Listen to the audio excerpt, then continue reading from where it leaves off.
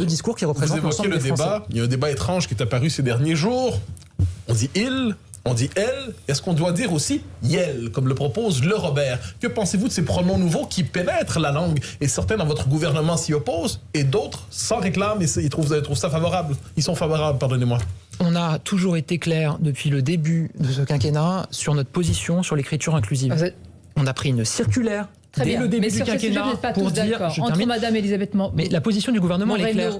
Pas d'écriture inclusive dans les documents officiels. Pas d'écriture inclusive à l'éducation nationale. Mais voilà. Mme Moreno, elle considère c'est bien quand même, non? J'ai pas vu les déclarations. Ça vous laisse échapper? Mais je vais vous dire, dès lors que la position du gouvernement, elle est claire. Et donc elle n'a pas la position du gouvernement.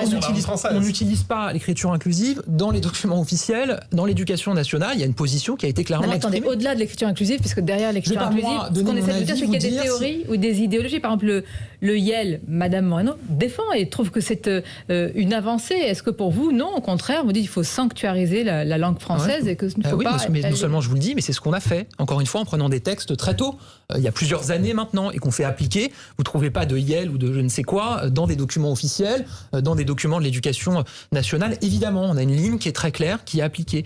Maintenant, encore une fois, je vous le dis, j'entends que ces sujets sont importants et qu'il faut en parler. Mais je veux dire, une fois qu'on a dit les choses clairement, je ne sais pas si le fait de passer du temps d'antenne énorme sur ces sujets-là, ça reflète aujourd'hui les inquiétudes ou les angoisses des Français. Le ministre de l'Éducation s'en est saisi et quand il s'agit d'école, il nous semble que c'est essentiel pour l'avenir. Parce qu'on a rappelé les choses très clairement et encore une fois, ça ne date pas d'aujourd'hui. On a pris des mesures très claires sur ce sujet-là.